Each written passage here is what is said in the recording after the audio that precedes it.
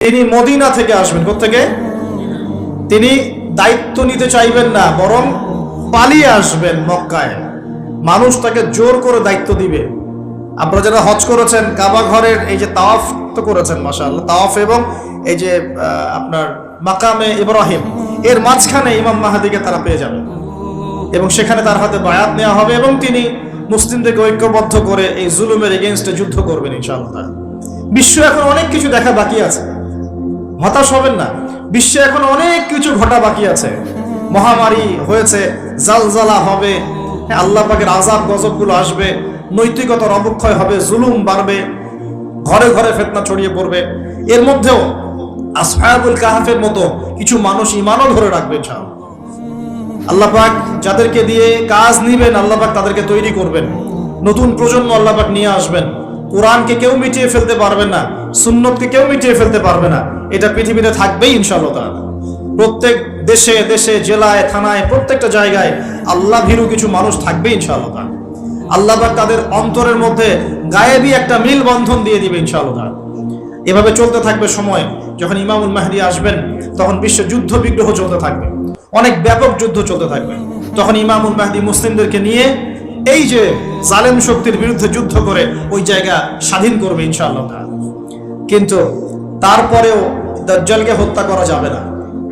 দাজ্জাল খুবই শক্তিশালী হবে এবং তার অনুসারীরা হবে প্রচন্ড শক্তিশালী। তখন আল্লাহ রাব্বুল আলামিন এই মিথ্যা মাসিহকে মেরে ফেলার জন্য আল্লাহ পাক আসমান থেকে সত্য মাসিহ ঈসা আলাইহিস সালামকে আবার পাঠাবেন। বলেন সুবহানাল্লাহ।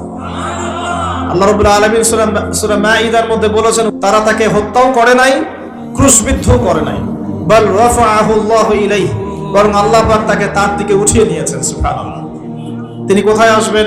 তিনি সিরিয়াতে নামবেন। কোথায়? সিরিয়ায়। এই যে টার্কি এবং সিরিয়ার জায়গায় যেখানে ভূমিকম্প হলো, সবাই তুরস্ক নিয়ে অনেক বেশি ব্যস্ত, কিন্তু সিরিয়াতে কিন্তু অনেক ক্ষতি হয়েছে, এদিকে মানুষ দেখছে না। আর সিরিয়ার মানুষদের কি যে দুর্ভোগ, কি যে দুর্দশা, এটা দেখার জন্য শুধু আল্লাহই আছেন, আমরা কেউই নাই। এটা দেখার জন্য শুধু আল্লাহ আছেন, আর কেউ নাই পাশে। এই 12-14 বছরের যুদ্ধ বিগ্রহে যা হয়েছে সিরিয়ার অবস্থা, ওইটাকে খেলার মাঠ পেয়েছে পশ্চিমারা। এই মাঠের মধ্যে তুরস্কও ঢুকে গিয়েছিল। এটাও একটা শাস্তি হতে পারে। ন্যাটোর সাথে ঢুকে সেও এখানে হামলা চালিয়েছে, এটাও হতে পারে, আল্লাহ ভালো জানেন। সিরিয়ার মাসলুম শিশুদেরকে আকাশের নিচে রাত কাটাতে হয়, 3 দিনে একবার খাবার পায় তারা। একই অবস্থা ইয়েমেনেও আছে। ইয়েমেনে যে বলা হয় যে 5 থেকে 6 লক্ষ মানুষ মারা গেছে বিগত গৃহযুদ্ধে 2010 সাল থেকে। আর সেখানে যতজন মানুষ মারা গেছে তার মধ্যে 60% হচ্ছে বাচ্চা। তো এই বাচ্চাদের কি দোষ ছিল? তারা কি জানতো শিয়া কাকে বলে, সুন্নি কাকে বলে? তারা কি জানে দুনিয়া কি, আখিরাত কি? তারা কি জানে কোনটা হক কোনটা বাতিল? তারা তো জানে যে মায়ের বুকের দুধ খেতে হয়, দুধের বাচ্চাগুলো দুধ পায় না, মায়েরা দুধ দিতে পারে না, খাবার নাই, দুর্ভিক্ষ। এই সংকটের জন্য কে দায়ী?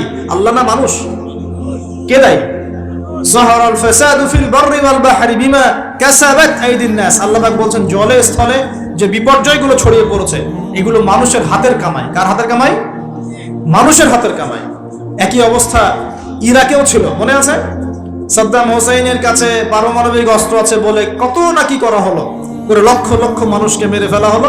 পরে বললো আমরা সরি, আসলে সেখানে কোনো অস্ত্র ছিল না, we are sorry for that. তারা বলে দিল আমরা এর জন্য সরি, ব্যাস লক্ষ লক্ষ মানুষের রক্তের ঋণ শোধ হয়ে গেল। আবু গারিব নামে একটা কারাগার ছিল, এখনো আছে। ওই কারাগারের মধ্যে মুসলিমদেরকে ঢুকিয়ে যে নির্মম নির্যাতন করা হতো, আপনারা জানেন না। পাকিস্তানের একজন ডক্টর মহিলা, ওই যে উনি নিউরো মেডিসিন ডক্টর আফিয়া, উনাকে মনে হয় 10 থেকে 12 বছর ধরে এখানে নির্যাতন করা হয়েছে।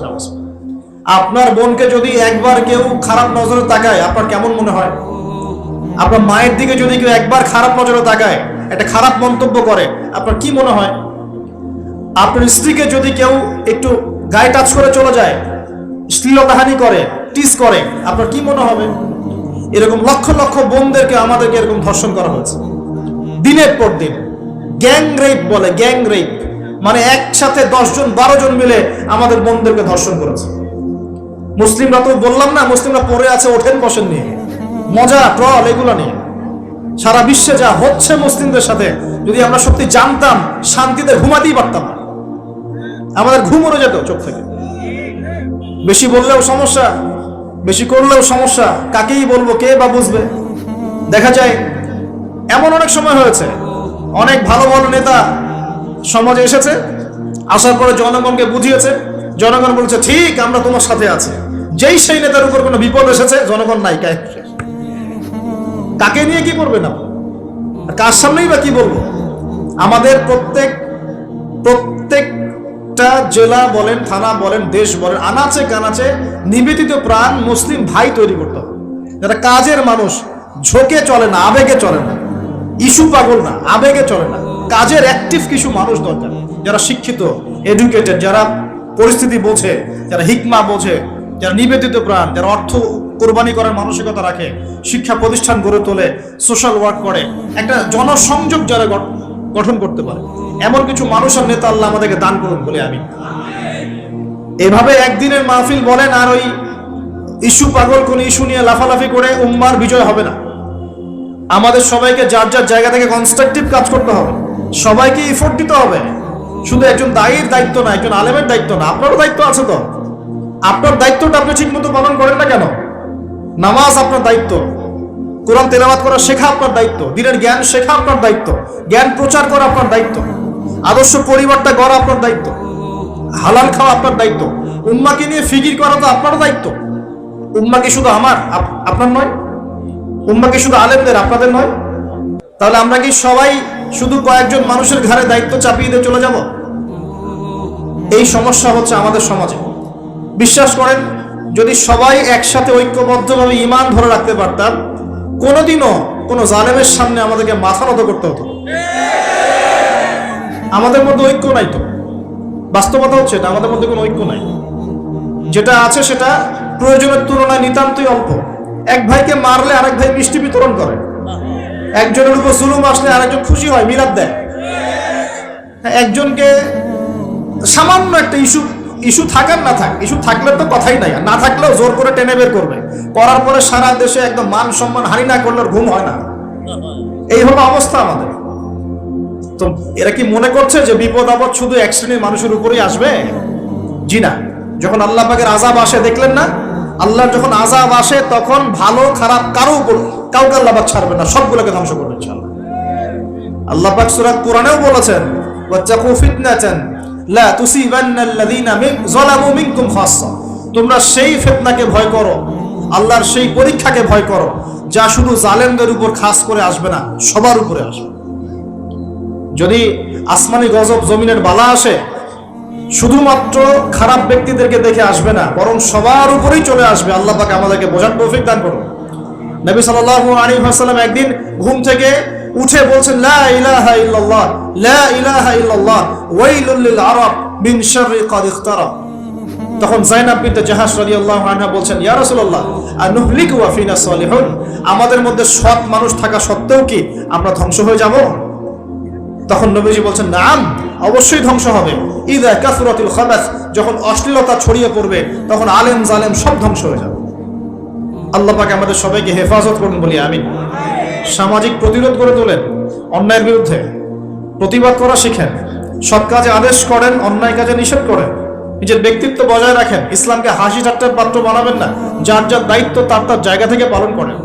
আপোষের মধ্যে অনেক রকম মতভেদ থাকতে পারে, সমস্ত মতভেদ ভুলেও আমরা এক জাতি ইনশাআল্লাহ। সমস্ত মতভেদ ভুলে আমরা এক জাতি ইনশাআল্লাহ। মনে করেন আমি সঠিক বিষয়ের উপর ছিলাম, সঠিক বিষয় থাকার পরেও মানুষ আমাকে খুব গালিগালাজ করলো, তারপরেও যারা আমাকে গালিগালাজ করেছে উম্মার ঐক্যের স্বার্থে তাদের সাথে বসতেও রাজি আছে। এরকম মানসিকতা থাকতে হবে, উম্মার ঐক্যের স্বার্থে, উম্মার কল্যাণের স্বার্থে। যে আপনাকে থাপ্পড় দিয়েছে ওর সাথেও চলতে হবে আপনাকে, কারণ উম্মা সবচেয়ে বড় বিষয়, আমার ব্যক্তির স্বার্থ বড় বিষয় না। কখনো কখনো বৃহত্তর স্বার্থে ক্ষুদ্রতর স্বার্থ বিসর্জন দিতে হয়। প্রিয় ভাইরা, এটা দাজ্জালীয় একটা সভ্যতার যুগ চলছে এখন, এই ফিতনাগুলো সব ঘরে ঘরে। এখন এখান থেকে যুবক ভাইদেরকে একটু বুঝাই, প্লিজ আমার দিকে দেখেন। দাজ্জাল খুব ভালো করেই জানে যে তার এই বিশ্ব শাসনের পথে বাধা হচ্ছে মুসলিমরা, কারা? আর সে খুব ভালো করেই জানে মুসলিমদের মধ্যে সবচেয়ে বেশি বাধা হচ্ছে যুব সমাজ। যদি যুব সমাজ আল্লাহর ঈমান এবং রাসূল সাল্লাল্লাহু আলাইহি ওয়াসাল্লামের আমল, এই দুটোকে নিয়ে যদি তারা পথ চলতে পারে তাহলে তাদেরকে প্রতিহত করা এত সহজ নয়। এটা কিন্তু দাজ্জাল খুব ভালো করে জানে, ঠিক এই, এবং তার অনুসারীরাও খুব ভালো করে জানে। এই কারণেই যুবকদেরকে আল্লাহর রাস্তা থেকে সরিয়ে ফেলার জন্য দাজ্জাল এবং তার অনুসারীরা কিছু ফাঁদ দিয়েছে আপনাকে, ট্র্যাপ। যুবক ভাই একটু ভালো করে শোনেন।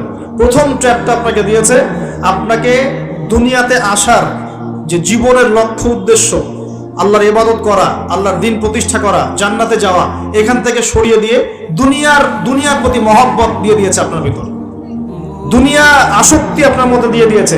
সারাদিন চিন্তা, একটা চাকরি, একটা ব্যবসা, একটা বাড়ি, একটা গাড়ি, একটা স্ট্যাটাস, অলওয়েজ এই ফিকির। এই ফিকিরটা, এটাকে আমরা ইংরেজিতে বলি মেটেরিয়ালিজম বা বস্তুবাদিতা। এই বস্তুবাদিতা আপনার মধ্যে ঢুকিয়ে দেওয়া হয়েছে। খুব সতর্ক থাকবেন, 1 নাম্বার। 2, আপনার সামনে নারীকে সহজলভ্য করে দেওয়া হয়েছে। মেয়ে নারী, এই নারী জাতিকে আপনার সামনে সহজলভ্য করে দেওয়া হয়েছে। অনলাইন অফলাইন যেখানেই যাবেন, নগ্ন নারীকে আপনি সামনেই পাবেন। মাত্র 1000, 1500 টাকা দিয়ে মানুষ জেনা করতে পারে, এখন রাত কাটাতে পারে, কেউ বাধা দেওয়ার নাই। কিন্তু যদি হালাল ভাবে বিয়ে করতে চান, পদে পদে বাধা পাবেন, আপনি পাবেন না? হালাল ভাবে বিয়ে করতে চাইলে পদে পদে বাধা পাচ্ছেন, কিন্তু জেনা করতে গেলে আপনাকে কেউ বাধা দিচ্ছে না। একটা ছেলে চাইলেই হোটেলে রাত কাটাতে পারে এখন। আর এখন ফ্রি মিক্সিং এর যুগ, আর ছেলে মেয়ের অভাব মেলামেশা। বিয়ের আগেই দেখা যায় ছেলেরা মেয়েদের স্বাদ ভোগ করে, মেয়েরা ছেলেদের স্বাদ ভোগ করে। এবং এই পরিসংখ্যান দিন দিন বাড়ছে বাংলার মাটিতে, বাড়ছে না? এটা আপনাকে আল্লাহর পথ থেকে সরিয়ে দেওয়ার জন্য মহিলাদেরকে অস্ত্র হিসেবে ইউজ করা হচ্ছে। খুব খেয়াল রাখবেন, আল্লাহ পাক বোঝার তৌফিক দান করুন। 3 নাম্বার, আপনার সামনে দারিদ্রতা, বেকারত্বের একটা হতাশা দিয়ে দেওয়া হয়েছে। দারিদ্রতা, আমার চাকরি হচ্ছে না, ক্যারিয়ার কি করবো, হ্যাঁ বেকার হয়ে থাকলাম, এইসব হতাশা আপনার মধ্যে ঢুকিয়ে দেওয়া